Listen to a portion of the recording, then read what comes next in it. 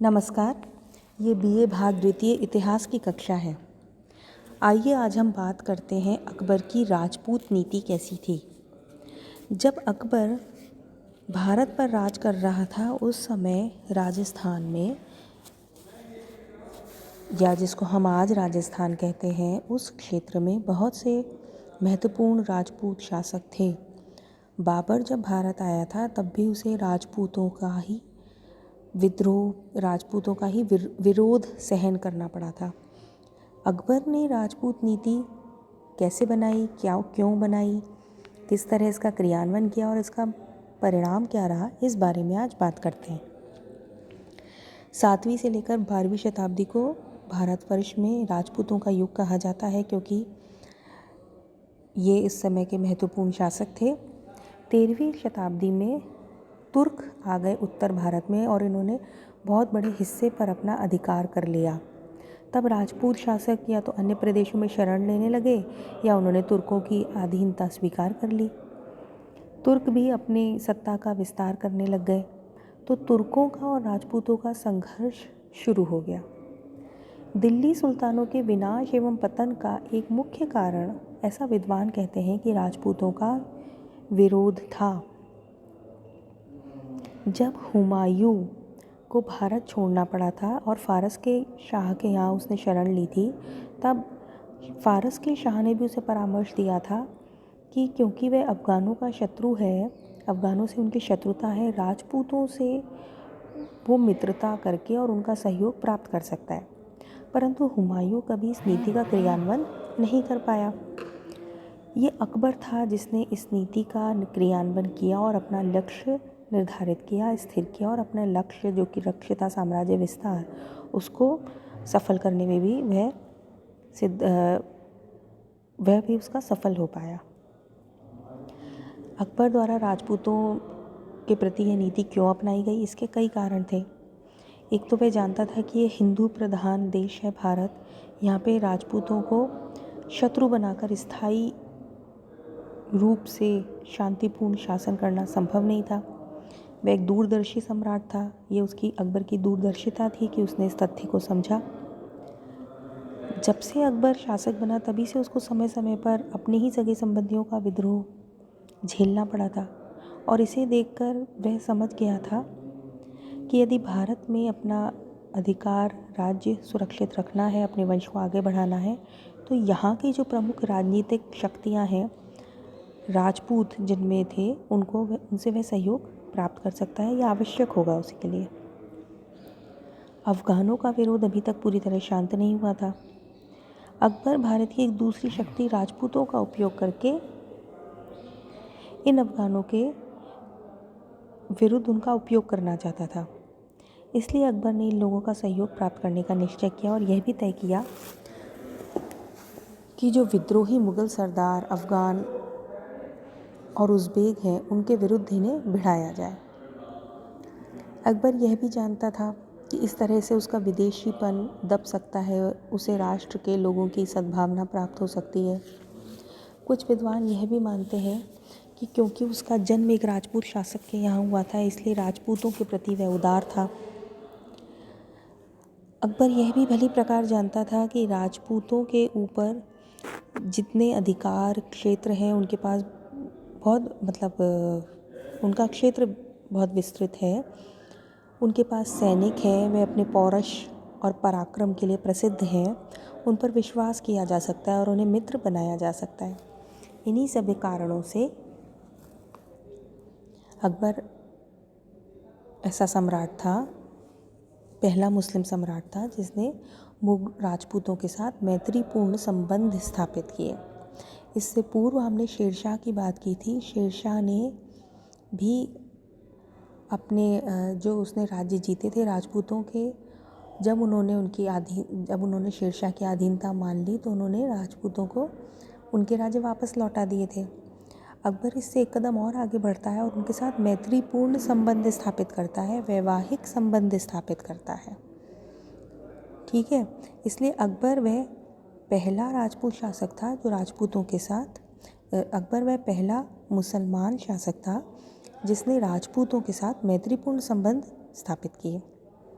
अकबर ने अपनी साम्राज्यवादी नीति में जो सम्मान एवं सुविधा राजपूत राजाओं को प्रदान की वह अन्य मुस्लिम शासकों की तुलना में कई दृष्टियों से बहुत अलग थी, विशिष्ट थी। इस नीति के क्रियान्वयन से कुछ बातें हुई, जैसे राजपूतों के कुछ अभेद्य दुर्ग उन्हें प्राप्त हो गए, अकबर को प्राप्त हो गए। अगर कोई दुर्ग सामरिक कारणों से उसे सीधा अपने अधिकार में रखना ज़रूरी होता था तो उसके बदले वह राजपूत शासकों को जागीर दे देता था। राजपूतों को साम्राज्य के विस्तार एवं शासन संचालन में सहयोग हेतु वह न केवल आमंत्रित करता था बल्कि उनकी प्रतिष्ठा एवं योग्यता के अनुरूप उन्हें ऊंचे ऊंचे पद भी देता था।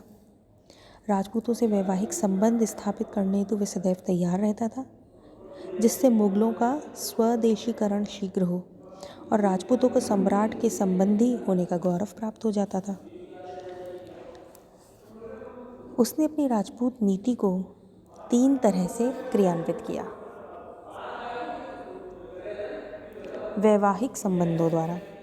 सबसे पहला वैवाहिक संबंध उसने आमेर के शासक भारमल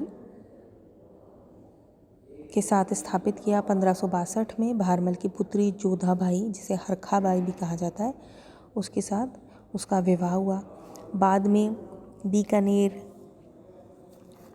और जैसलमेर के घरानों के साथ भी उसके वैवाहिक संबंध स्थापित हुए। मारवाड़ के मोटा राजा उदय सिंह ने जब उसकी अधीनता स्वीकार कर ली तब अपनी पुत्री गुसाई, जगत गुसाई का विवाह अकबर के पुत्र सलीम के साथ किया। विद्वान इसके बारे में, इस तरह के वैवाहिक संबंधों के बारे में अलग अलग टिप्पणियाँ करते हैं। डॉक्टर बेनी प्रसाद कहते हैं एक युगांतकारी नीति थी, क्योंकि इसके कारण मुगलों को उच्च कोटि के शासक और कुछ महान सेनापति और कूटनीतिज्ञ प्राप्त हुए। डॉक्टर ईश्वरी प्रसाद कहते हैं कि ये सामाजिक और राजनीतिक समन्वय में सहायक था, जबकि कुछ विद्वान इन संबंधों को उसकी धूर्तता बताते हैं। वे कहते हैं ये विवाद धर्म विरुद्ध और निंदनीय बताए गए हैं क्योंकि हिंदू जाति के आदर्शों की अवहेलना की गई। लेकिन अकबर ने किसी भी राजपूत शासक को अपनी पुत्री का विवाह करने के लिए बाध्य नहीं किया था और इन राजकुमारियों को मुगल हरम में भी पूरी धार्मिक स्वतंत्रता दी गई थी।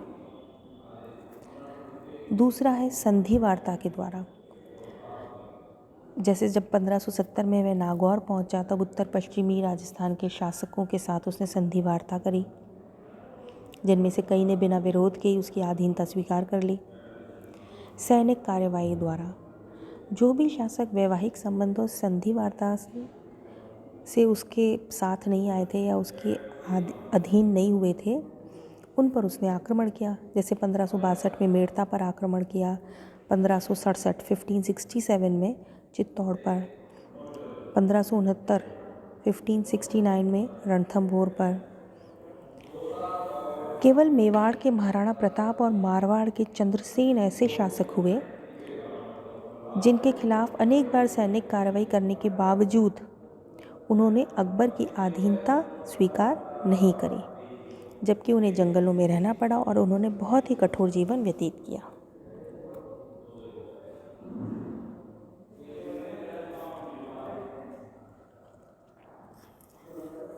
अकबर की इस राजपूत नीति के कारण मेवाड़ को छोड़कर उत्तर भारत के सभी राजपूत शासक उसकी अधीनता में आ गए। इनके साथ अपना व्यवहार उचित रखता था। दरबार में अनेक हिंदू उत्सव मनाए जाते थे। राजपूतों को अपने धर्म के अनुसार चलने की स्वतंत्रता थी। धार्मिक क्रियाओं का पालन करने की स्वतंत्रता थी।